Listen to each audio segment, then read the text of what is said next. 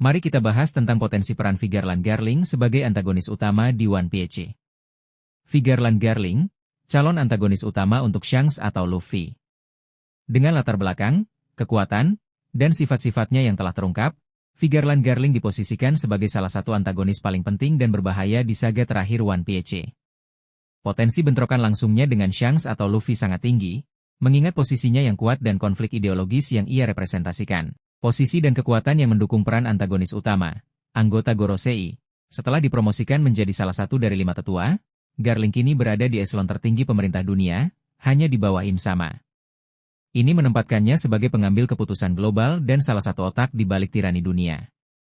Mantan Panglima tertinggi Ksatria Suci, perannya sebelumnya sebagai pemimpin pasukan elit yang menghukum bangsawan dunia sekalipun, menunjukkan otoritas militer dan kekuatan tempur yang tak tertandingi di Mary Geise. Juara God Valley. Gelar ini bukan hanya tentang kekuatan, tetapi juga kekejaman dan dominasi mutlak yang ia tunjukkan di masa lalu, menegaskan rekam jejaknya sebagai individu yang brutal.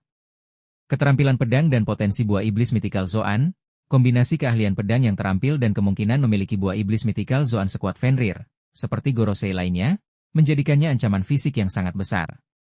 Arogansi dan kekejaman khas naga langit.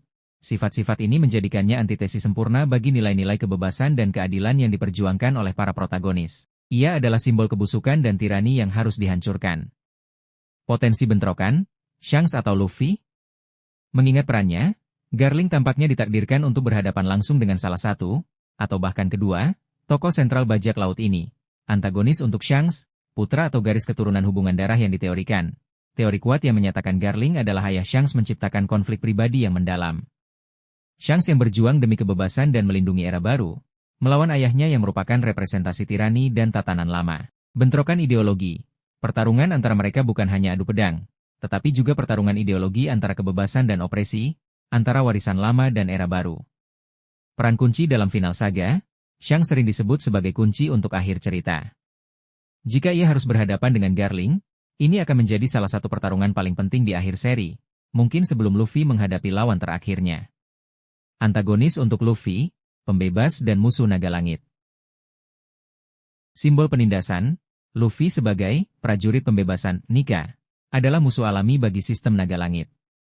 Garling, sebagai salah satu pilar utama dan manifestasi kekejaman naga langit, adalah target ideologis Luffy. Pertarungan melawan sistem, mengalahkan Garling berarti memukul jantung pemerintahan dunia dan mengguncang fondasi kekuasaan Im Sama. Ini akan menjadi bagian krusial dari perjalanan Luffy untuk membebaskan dunia. Potensi setelah Shanks, bisa jadi Shanks akan menghadapi Garling lebih dulu, atau Luffy yang akan mengalahkannya sebagai bagian dari serangannya ke Mary Geise atau Laug Tale. Pada akhirnya, Figurlan Garling diposisikan sebagai salah satu bidak terpenting dalam permainan akhir One Piece. Keberadaan dan kekuatannya menjanjikan konfrontasi epik yang tidak hanya akan menguji kekuatan fisik para pahlawan, tetapi juga menguji fondasi ideologis dari seluruh dunia.